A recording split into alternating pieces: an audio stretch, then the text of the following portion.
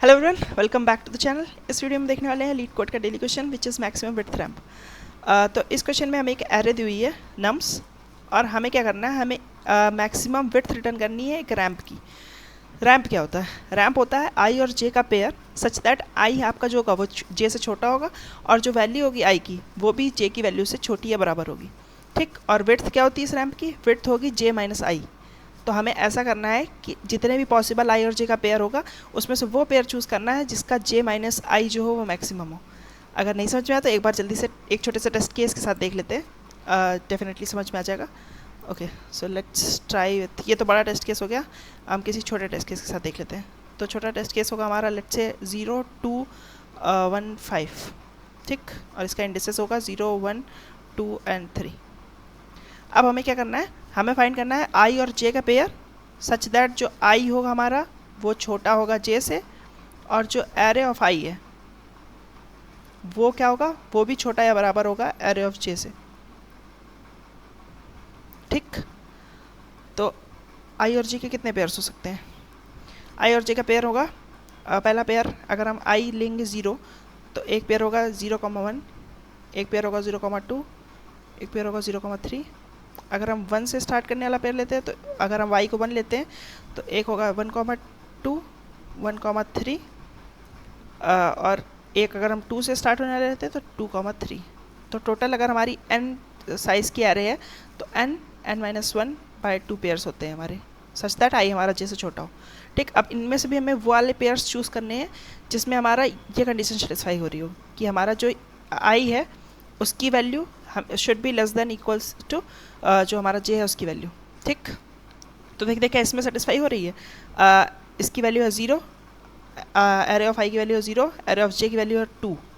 तो हाँ, this is satisfying, एक सेटिस्फाई कर रहा है। अगर हम 0,2 लेते हैं तो इसकी वैल्यू है 0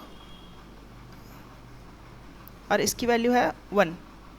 तो ये सेटिस्फाई कर रहा है, बिल्कुल कर रहा है। देखिए 0 सबसे छोटा एलिमेंट है इसलिए इसके वाले सारे सेटिस्फाई करेंगे, तो 0 लेस देन इक्वल्स टू 5 ये भी सेटिस्फाई कर रहा है। ठीक, अब इसके लिए देखते हैं 1,2 के लिए। तो 1th इंडेक्स पे कौन सी वैल्यू है? 1th इंडेक्स पे वैल्यू है 2 और सेकेंड इंडेक्स पे वैल्यू है 1। तो क्या it is satisfying the condition? No, it is not satisfying the condition. अब 1th इंडेक्स पे वैल्यू है 2 और थर्ड इंडेक्स पे वैल्यू है 5, तो it is satisfying the condition.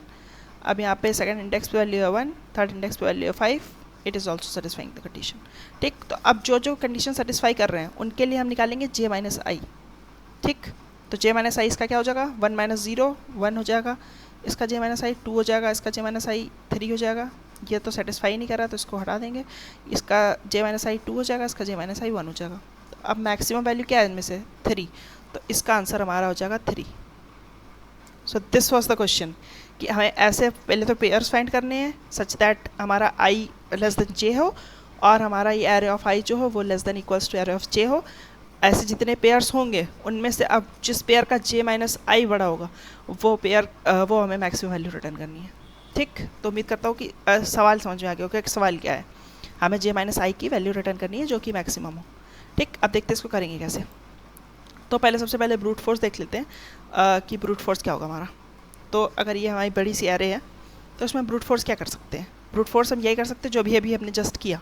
हमने क्या किया, हम हर एक आई की वैल्यू के लिए, अब देखो आई हमने 0 लिया है।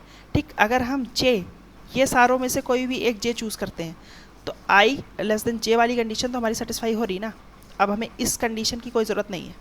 अगर हम हमेशा पहले वाली वैल्यू को फिक्स कर देते हैं कि ये हमारा आई होगा और उसके बाद की वैल्यूज़ के लिए हम देखते हैं कि बाद की वैल्यूज़ को हम जे मानते हैं, तो अब हमें ये वाली कंडीशन की तो टेंशन लेने की ज़रूरत ही नहीं है। अब हमें कंडीशन कौन सी खाली देखनी है?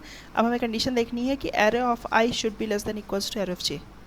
अगर ये वाली कंडीशन हम देखते हुए चलेंगे तो काम हो जाएगा हमारा। ठीक, तो अब जैसे 9 है, अब हम इस वाली इसको फिक्स कर दिया, अब हम सारे जे पे ट्रेवर्स करेंगे। क्या ये हमारा अब इस वाले 0 के लिए फर्स्ट इंडेक्स पे पहले जाएंगे?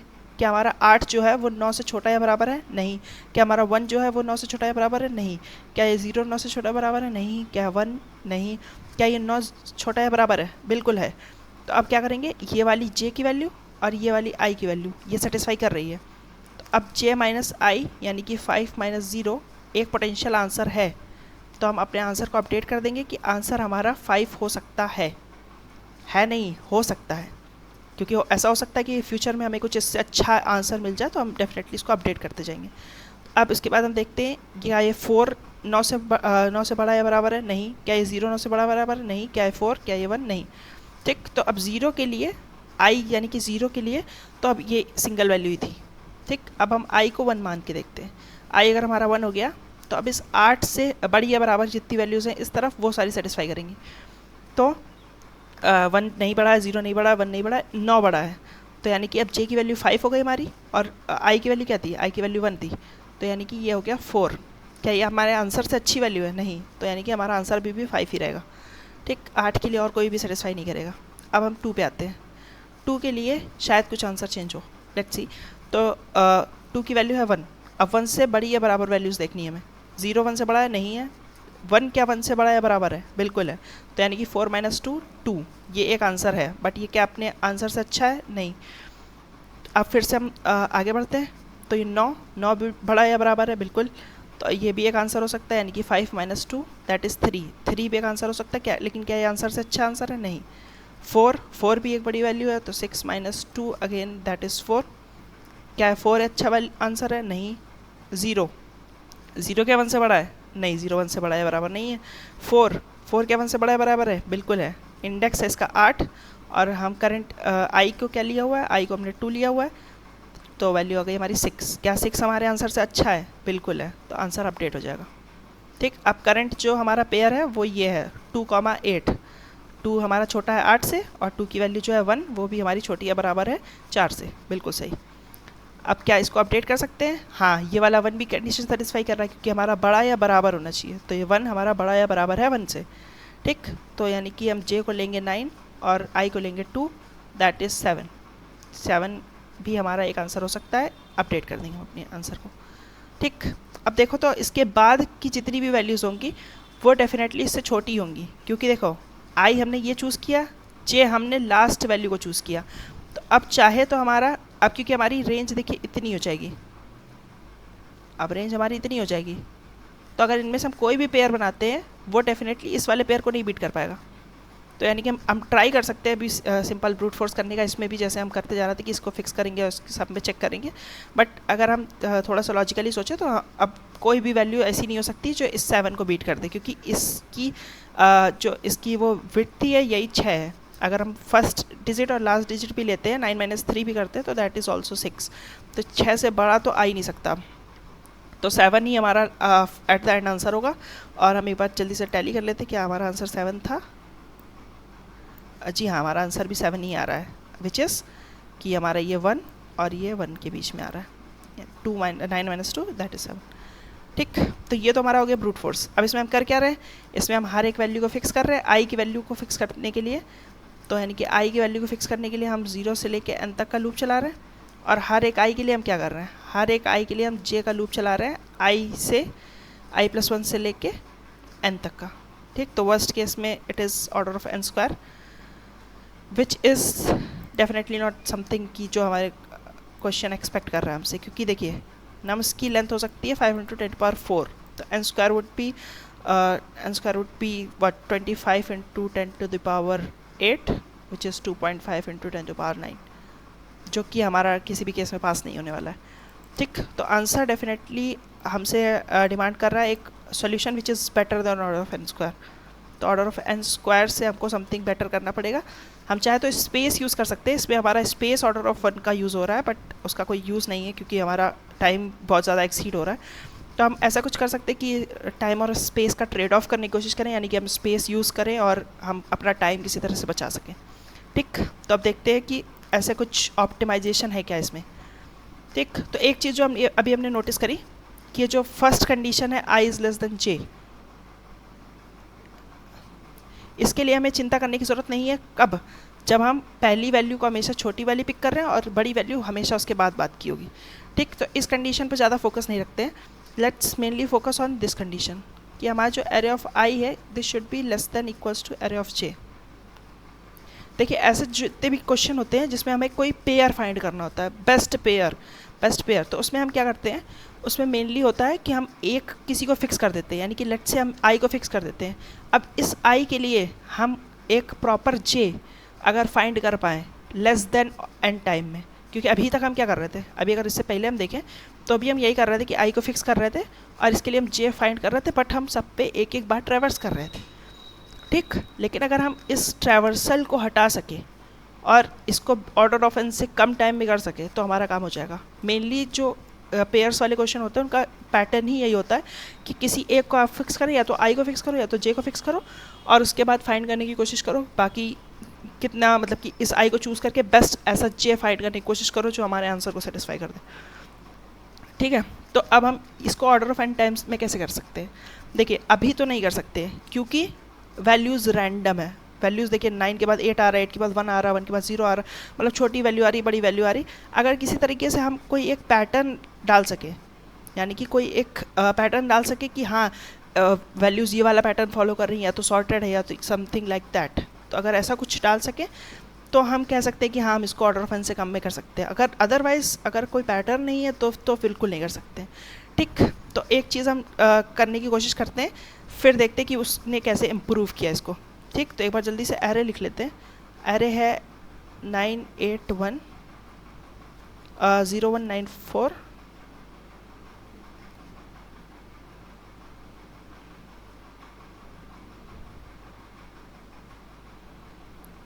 एंड 041,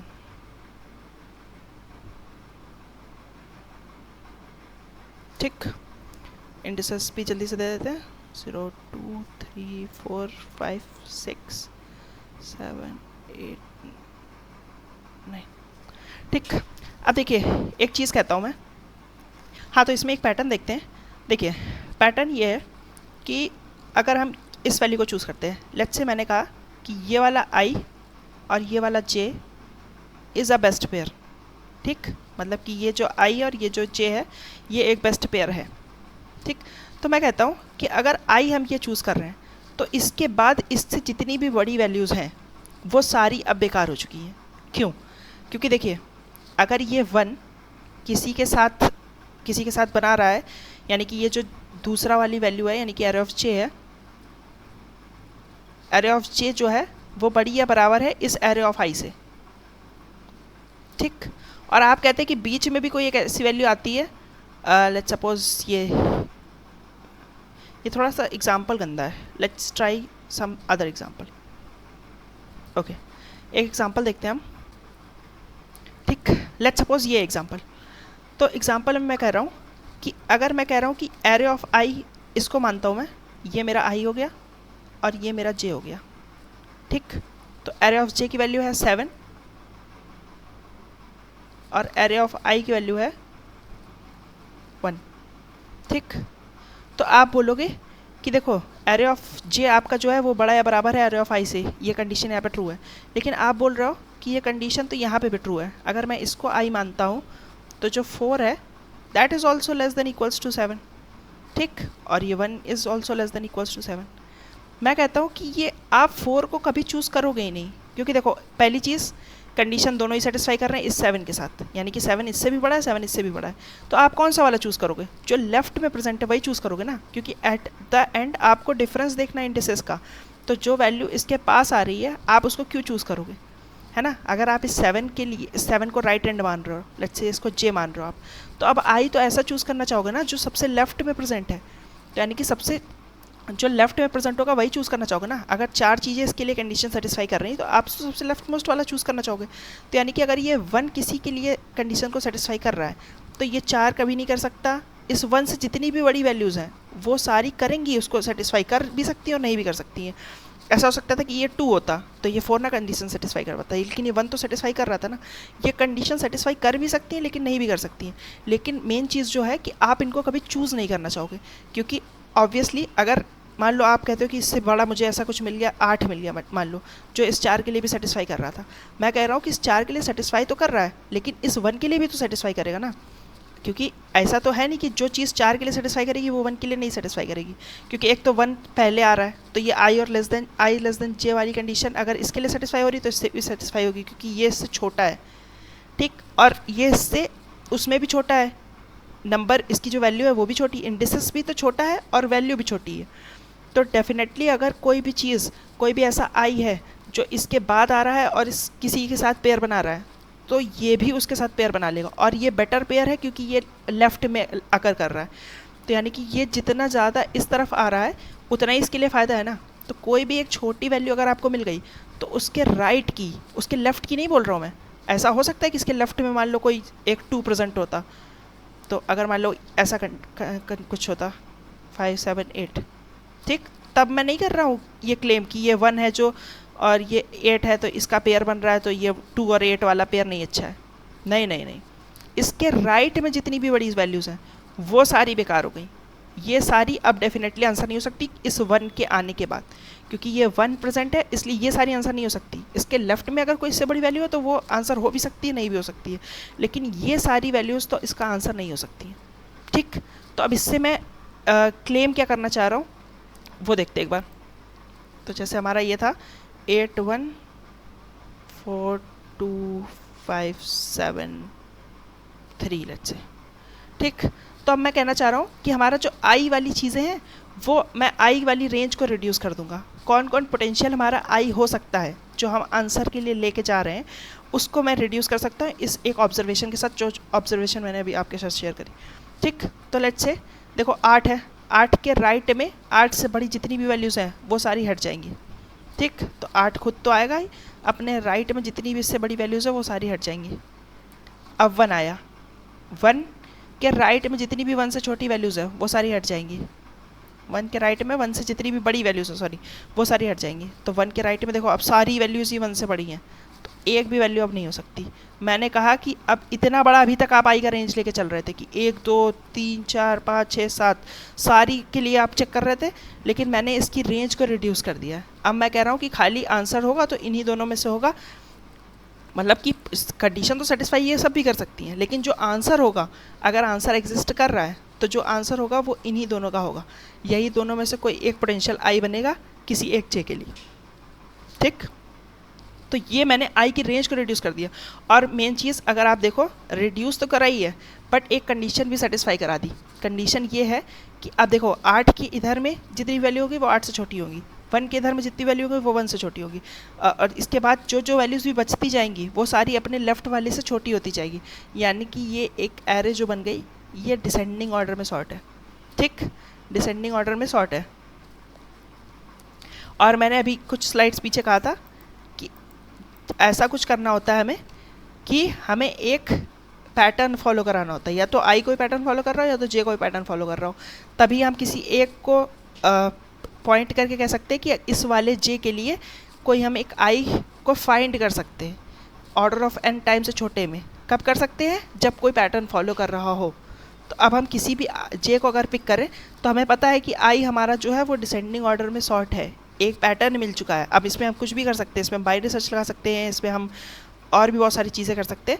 लेट्स सी, वो अब हम देखते हैं कि क्या कर सकते हैं, लेकिन एक हमें होप दिखी है कि हाँ एक पैटर्न हमें मिला हुआ है कि हमारा आई जो है वो डिसेंडिंग ऑर्डर में सॉर्ट है, जो भी पोटेंशियल आइज हैं वो हमारे डिसेंडिंग ऑर्डर में सॉर्ट हैं। ठीक, ये एक चीज़ हो गई। तो अब हमारे ये सारे एक पोटेंशियल जो भी हैं जो भी आइज हमारे वो हमारे सब स्टोर हैं। ठीक, अब हम क्या कर सकते हैं, लेट्स से ये हमारे स्टोर्ड है, ये सारे हमारे आई स्टोर्ड है। ठीक, अब हम क्या करते हैं, अब हम आई अलॉन्ग विथ देयर इंडेक्सेस, क्योंकि मेन तो इंडेक्सेस का ही खेल है, जे माइनस आई जब हमें रिटर्न करना होगा तो हमें इंडेक्स की तो ज़रूरत होगी ना। ये 0 हो गया, इसका इंडेक्स 1 हो गया, ये है इंडेक्स और ये है वैल्यू। ठीक, अब हम क्या करते हैं, अब हम पीछे से ट्रैवर्स करना शुरू करते हैं, हर एक को जे बनाते हैं और इनमें से कोई एक आई फाइंड करने की कोशिश करते हैं। ठीक, तो अब वही हम करेंगे, क्या करेंगे कि यहाँ पे आए 3 हमारा जे है, यानी कि एरे ऑफ जे की वैल्यू जो हो गई वो हमारी 3 हो गई और हमारी जो जे की वैल्यू हो गई वो 6 हो गई। अब हम क्योंकि इसके सारे लेफ्ट में ही वैल्यूज़ है तो डेफिनेटली वो सारी चीज़ें तो हम आई और लेस देन जे वाला कंस्टेंट तो फॉलो कर ही रहे हैं। अब हमें बस वाला कंस्टेंट फॉलो करना है कि एरे ऑफ जो आई होना चाहिए that should be less than equals to array of J. ठीक, तो हम क्या करते हैं, हम देखते हैं कि सबसे पहले कौन सी आई की वैल्यू आने वाली है, वो आने वाली है ये 1। ठीक, तो अब हम इससे मैच करने की कोशिश करते हैं कि जो मेरा 3 है ये बड़ा या बराबर है तुमसे, किससे? 1 से।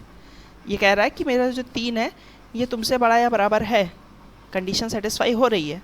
तो इसका मतलब कि जो इसकी जे की वैल्यू है, जे माइनस जो इंडेक्स की वैल्यू है यहाँ पे जो भी हमने आई चूज़ किया था उसके इंडेक्स की वैल्यू, यानी कि 5 तो एक पोटेंशियल आंसर हो सकता है, पोटेंशियल आंसर हो सकता है। ये श्योर नहीं है कि हमारा आंसर हो सकता है, क्योंकि अभी तो हमने इसको जे चूज़ किया है ना, इसको चूज़ किया हुआ है।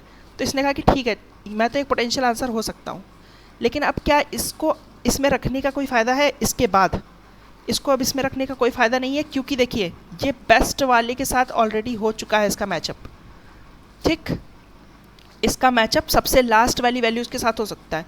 आप कह रहे हो कि अब मान लो कि इनमें से ये जितनी वैल्यूज़ बची हैं इनमें से कोई इस 1 के साथ पेयर बनाने की कोशिश करे, तो मैंने कहा बना सकता है, लेकिन क्या उसका कोई फ़ायदा है? नहीं, क्योंकि जे जो सबसे एक्सट्रीम राइट मोस्ट जे था, अब इस वाले जे ने अगर इस आई के साथ पेयर बना लिया तो अब इस बीच वालों से आपको फ़र्क पड़ता है कि नहीं? नहीं पड़ता है, क्योंकि एक बार अगर मान लो 7 ने आपके 1 के साथ पेयर बना लिया तो अब 6 1 के साथ पेयर बनाए या ना बनाए आपको कोई इसका फ़र्क भी नहीं पड़ना चाहिए, क्योंकि 7 minus 1 is greater than 6 minus 1 या 5 माइनस 1 या 4 माइनस 1।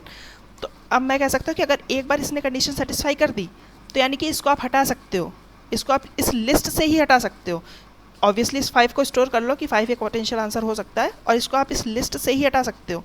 आप कह रहे हो कि हाँ अब ये एक आंसर हो सकता है, लेकिन अब इनके बाद वाले किसी भी नंबर जिसको मैं ट्राई करना चाहूँगा जे बनाने का, उसके साथ इस आई का मेल करवा के कोई फ़ायदा नहीं है। ठीक, अब क्या आप आगे बढ़ जाओगे? नहीं, अभी और भी चेक करोगे और किस किस इंडेक्स के साथ ये वाला जे बना सकता है। तो ये जे है और ये आई के सारे इंडेक्सेस थे। ठीक, ये लाइन से हैं, यानी कि जो आई बाद में आ रहा है वो पहले रहेगा, जो ऐसे ऐसे करके हैं। तो अब इस 8 के साथ बनाने की कोशिश करते हैं। तो देखिए कंडीशन क्या होनी चाहिए? 8 should be less than equals to 3। क्या ये फॉलो कर रहा है? नहीं, ये तो फॉलो नहीं कर रहा है। ठीक, तो इसका मतलब कि अब कुछ नहीं हो सकता, क्योंकि अब आपको पता है कि इसके नीचे अगर कोई भी वैल्यूज़ होंगी तो वो इससे बड़ी ही होंगी, क्योंकि आपको ये पता है कि ये डिक्रीजिंग ऑर्डर में सॉर्ट था, तो यानी कि उल्टा देखोगे तो ये इंक्रीजिंग ऑर्डर में सॉर्ट हो गया, है ना। तो अगर 1 के साथ सेटिस्फाई किया तो ठीक है, 8 के साथ सेटिस्फाई नहीं किया तो यानी कि इसके नीचे के किसी के साथ भी सेटिस्फाई नहीं कर सकता, यानी कि अब 3 से कोई भी छोटी वैल्यू तो इसमें नहीं मिलेगी आपको।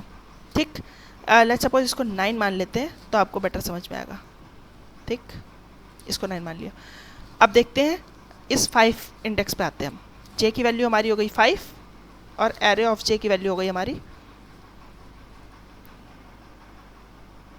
9। ठीक, अब मैं कहता हूँ कि इसका आपने कहा था कि इस 1 के साथ भी बन सकता था पेयर, लेकिन देखो यार इस ये तो डेफिनेटली सेटिस्फाई कर रहा है कि i 1 is less than 9, less than equals to 9। लेकिन देखो अब अगर इसका बनाने की कोशिश भी करता मैं, 5 माइनस 1 4 यहाँ पे जाके आखिरी में आंसर में तो नहीं आ पाता ना आंसर, क्योंकि हमारा इससे बेटर है 5। तो इस 1 के साथ एक आदमी ने अगर बना लिया तो इसके पहले वाले किसी को भी बनाने की ज़रूरत ही नहीं है, क्योंकि हमारा एक बेटर आदमी बना चुका है। तो अब कोई भी छोटा आदमी उसके साथ बना के कोई फ़ायदा नहीं है। बना सकता है बट बनाने का कोई फ़ायदा नहीं होगा। ठीक, तो इसलिए हम इस 1 को एलिमिनेट ही कर देते हैं। इससे हमारा क्या हो रहा है? इससे हमारा एक रेंज छोटी हो जा रही है, आई की रेंज जो है वो छोटी होती जा रही है। अभी वो इम्प्लीमेंटेशन में हेल्प करेगी, कैसे हेल्प करेगी अभी वो देखते हैं हम। ठीक, इस 8 के साथ अभी तक नहीं बना पाया था, तो इस 8 के साथ देखते हैं क्या ये बना सकता है। 8 should be less than equals to 9। क्या ये कंडीशन सेटिस्फाई हो रही है? बिल्कुल कंडीशन सेटिस्फाई हो रही है। तो अब ये क्या हो गया? ये भी एक पोटेंशियल आंसर हो गया, विच इज़ जे की वैल्यू है 5 माइनस आई की वैल्यू है 0, दैट इज़ 5। क्या ये इससे बेटर है? बेटर नहीं है, बराबर है, तो इट्स ओके। तो अब इसको भी हम रिमूव कर देंगे। आप कहोगे कि यहाँ पे मान लो आपका 15% होता, मान लो ये 15 होता और ये भी 8 के साथ बना लेगा, तो मैंने कहा कोई फ़र्क नहीं पड़ता, क्योंकि वो 4 माइनस 0 4 रह जाएगा। इसने 5 माइनस 0 5 बनाया है, तो यानी कि इसकी जो भी मैक्सिमम पोटेंशियल निकाल सकता था वो ऑलरेडी ये 9 निकाल चुका है। अब ये 15 चाहे जितना भी बड़ा हो बट ये इसका पोटेंशियल नहीं निकाल पाएगा, क्योंकि इसकी जो जे की वैल्यू है वो इसकी जे की वैल्यू से बड़ी है। जे की वैल्यू बड़ी होने के कारण इसने पहले अगर बनाया है तो अब ये 8 हमारे लिए बेकार हो चुका है, फ्यूचर में कोई काम का नहीं है 8 हमारे। ठीक, ऐसे ही कर करके अब हम जितनी भी पिछली वैल्यूज़ में चाहेंगे, पहली वैल्यू जो उसका इस वाले आई को सेटिस्फाई कर देगी, इस आई को हम डिस्कार्ड कर देंगे। ठीक, ये हमारा हेल्प कैसे करेगा? ये हमारा हेल्प करेगा जब हम इसको इम्प्लीमेंट करेंगे। तो लेट्स सी हम इम्प्लीमेंट कैसे कर सकते हैं इसको। अब एक बार हमने पूरी एल्गोरिदम देख ली है। एल्गोरिदम में हम क्या कर रहे थे? एक टेस्ट केस जल्दी से लिख लेते हैं पहले। तो यही वाला टेस्ट केस ले लेते हैं जो यहाँ पे हमारा, जिसका हमने आंसर 7 निकाला था। ठीक, तो हमारा टेस्ट केस है 98104 समथिंग समथिंग 101940 101940 समथिंग 1 लास्ट में 1 था।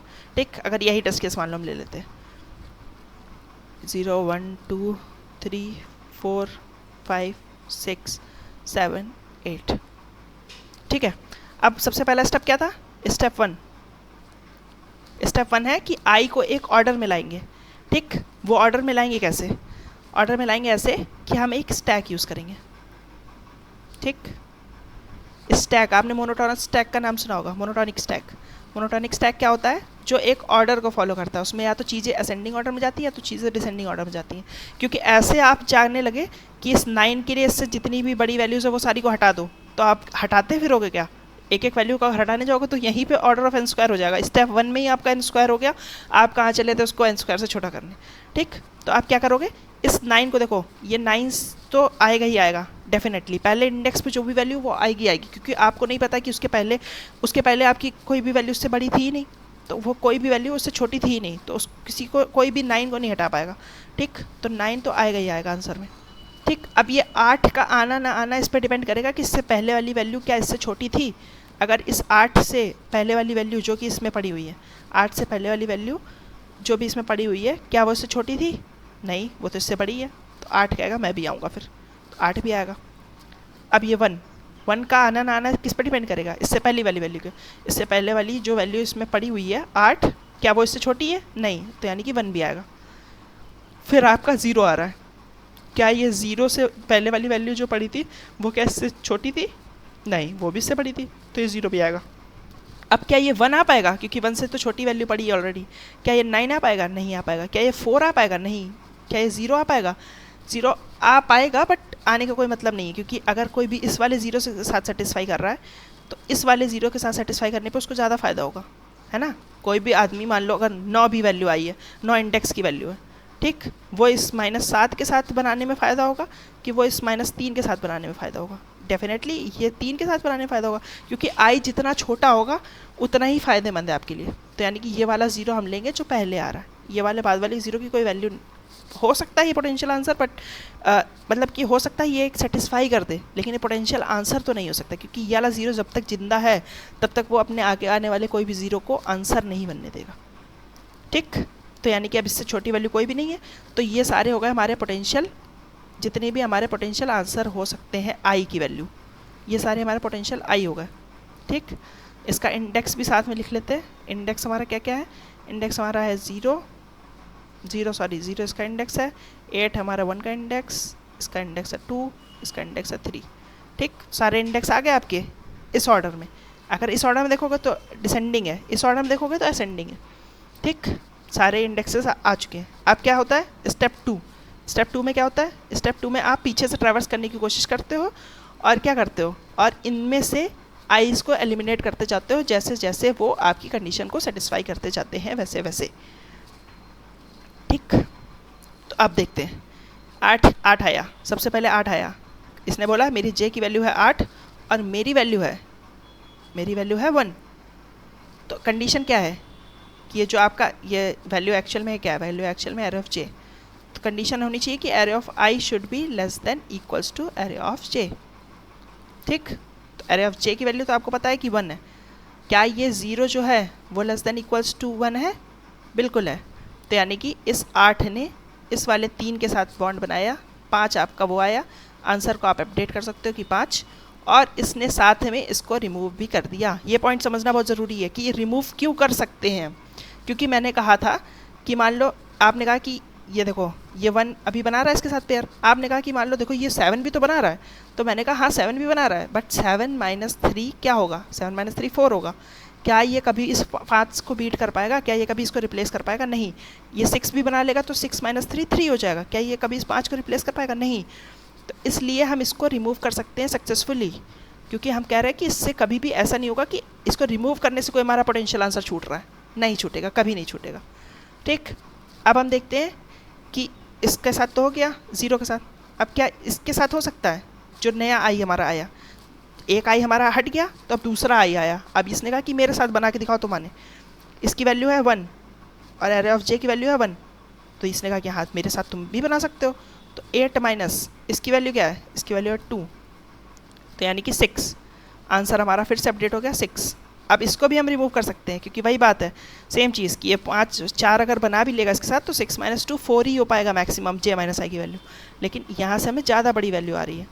ठीक, नीचे आए हम, नीचे आए अगली वैल्यू को आप सेटिस्फाई करने के लिए।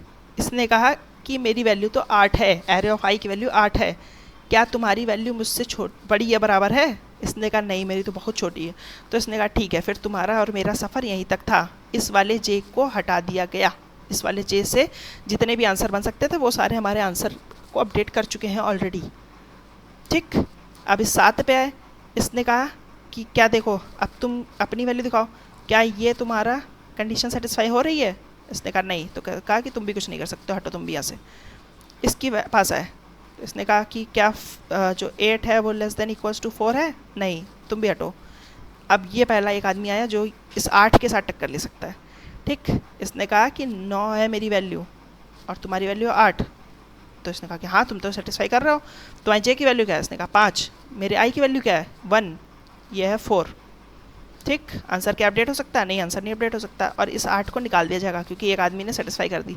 एक आदमी जैसे ही सेटिस्फाई करेगा किसी आई की वैल्यू को, एक भी जे, तो अब उसके पहले वाले सारे जेस के लिए वो वैल्यू हटा दी जाएगी क्योंकि अब वो कोई भी उससे अच्छा नहीं कर सकते। ठीक, इसने कहा कि हाँ तुमने मेरे को तो हटा दिया, अब नीचे वाले से बात करो।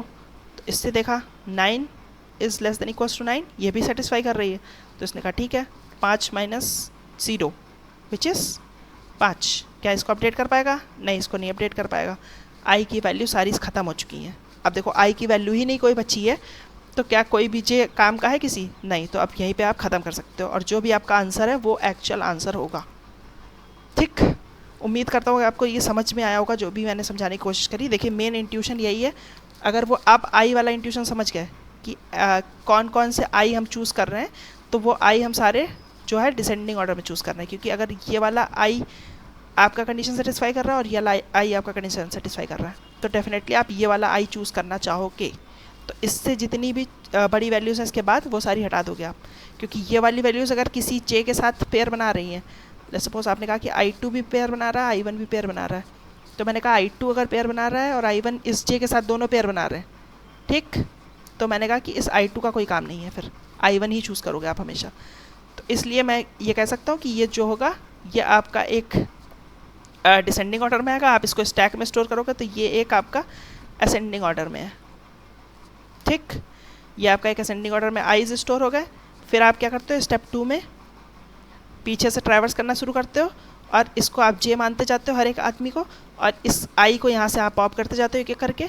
जो भी आपका पहली बार जो भी जे सेटिस्फाई कर देता है उसको आप रिमूव कर देते हो यहाँ से, ऐसे एक एक करके करते जाते हो। ठीक, उम्मीद करता हूँ कि एल्गोरिदम आपको समझ में आ गई होगी। इसकी टाइम कॉम्प्लेक्सिटी डिस्कस करें अगर हम, तो क्या होगी इसकी टाइम कॉम्प्लेक्सिटी?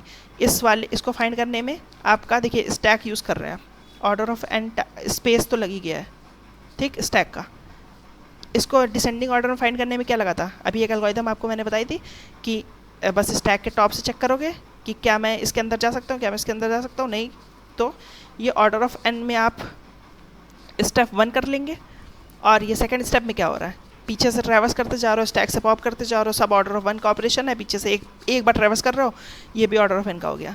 तो ऑर्डर ऑफ 2n 2 ऑपरेशन लगे आपको, 2 आइट्रेशन टोटल लगी, तो ये टाइम आपका हो गया ऑर्डर ऑफ 2n और स्पेस हो गया आपका ऑर्डर ऑफ n। यही आपका शायद जो ये क्वेश्चन डिमांड कर रहा था कि ऑर्डर ऑफ n में ही करिए आप इसको, भले ही स्पेस यूज़ कर लीजिए। ठीक, तो एक बार जल्दी से इसकी इम्प्लीमेंटेशन देख लेते हैं। इम्प्लीमेंटेशन में जैसे मैंने कहा था कि स्टैक यूज़ होगा, ठीक, एक आंसर जो कि स्टार्टिंग में 0 से इनिशियलाइज होगा, इसी आंसर को आप बाद में अपडेट करते जाओगे। ठीक, ये पहला लूप है स्टेप 1 का लूप, इसमें आप स्टेप 1 कर रहे हो। ठीक, स्टेप 1 इसमें आप कर रहे हो, क्या कर रहे हो स्टेप 1 में? स्टेप 1 में आप आगे से ट्रैवर्स करते जा रहे हो। अगर ये आपका एम्प्टी है, जो कि कब एम्प्टी होगा, पहली वैल्यू के लिए एम्प्टी होगा, ठीक, तो क्या करोगे आप, पहली value as it is push कर दोगे। उसके बाद आप हमेशा चेक करोगे कि क्या ये जो नम्स ऑफ आई की वैल्यू है, क्या ये आपकी छोटी है, क्योंकि कोई भी वैल्यू बड़ी नहीं आ सकती है। स्टैक के टॉप पे जो पड़ा है, अब उससे छोटी वैल्यू ही स्टैक के अंदर आएंगी, तो जब भी छोटी वैल्यू होगी तो स्टैक के अंदर पुश कर दोगे। ठीक, इसको करने के बाद आपके स्टैक में ऊपर से नीचे की तरफ आप देखोगे तो एक असेंडिंग ऑर्डर में सारे आईज पड़े होंगे। ठीक, जो भी आई के लिए पोटेंशियल वैल्यूज़ हो सकती हैं। अब ये वाला लूप जे के लिए है, पीछे से आप ट्रैवर्स करते जा रहे हो, देखो n-1 से ट्रैवर्स कर रहे हो 0 तक, उल्टा ट्रैवर्स कर रहे हो, ये जे का लूप है। ठीक, कायदे से मुझे इसको नाम जे देना चाहिए था, बट इट्स ओके, अगर हम आई भी दे देते तो कोई बात नहीं। अब इसके लिए आप क्या कर रहे हो, आप इस पूरे स्टैक में ट्रैवर्स करोगे। कब तक ट्रैवर्स करोगे, जब तक ये जो टॉप की वैल्यू है ये आपकी ग्रेटर देन इक्वल्स टू है। ठीक, यही तो हम यहाँ पे कर रहे थे। क्या कर रहे थे, चेक कर रहे थे कि क्या ये कंडीशन सेटिस्फाई हो रही कि नहीं। ये जो भी वैल्यू है, ये वैल्यू जो भी पड़ी हुई है, तो यानी कि स्टैक का टॉप को निकाला था, ये हमारा आई हो गया, है ना। कायदे से देखा जाए तो ये आई हो गया, और I should be less than equals to array of J. This is J, I नाम दिया हुआ है बट इट इज़ जे। ठीक, तो ये चेक किया हमने। अगर ये कंडीशन सेटिस्फाई कर रही है तो अपने आंसर को अपडेट किया। आंसर को अपडेट कैसे करोगे, आंसर को अपडेट करोगे, जो आई है यानी कि ये एक्चुअल में जे है, तो जे माइनस जो स्टैक में पड़ा हुआ वो एक्चुअल में आई है, तो जे माइनस आई से अपडेट कर लोगे और स्टैक से पुश पॉप कर दोगे, क्योंकि पहला जैसे ही वैल्यू मिलते ही पॉप कर रहे थे आप, बिकॉज ऑफ द इंट्यूशन जो भी मैंने बताया था। ठीक, ऐसे करते करते लास्ट में जो आपका आंसर में पड़ा होगा वो आपका फाइनल आंसर होगा, उसको आप रिटर्न कर सकते हो। ठीक, तो थोड़ा सा कॉम्प्लेक्स था, थोड़ा सा मैंने शायद कॉम्प्लेक्स तरीके से समझाया भी, बट उम्मीद करता हूँ कि आपको कुछ कुछ समझ में आया होगा। एक बार आप बस इस इंट्यूशन को समझ लोगे कि आई की वैल्यूज़ को हम क्यों एक ऑर्डर में रख रहे हैं, ताकि हम किसी तरीके से उसको ऑर्डर ऑफ एन से कम मिला सके एक पर्टिकुलर जे के लिए, तो आपके लिए थोड़ा सा समझना ईजी होगा। थोड़ा सा समझाने में आपको शायद कठिन लगा हो, बट एक बार डेफिनेटली अगर आप ट्राई रन करके देखोगे, कोड को समझने की कोशिश करोगे, तो आपको सरल लगेगा। इसी के साथ उम्मीद करता हूँ कि आपको समझ में आया होगा। वीडियो पसंद आया तो इसको लाइक करिए, चैनल को सब्सक्राइब करिए। मैं मिलता हूँ आपको किसी और वीडियो में, तब तक के लिए बाय बाय।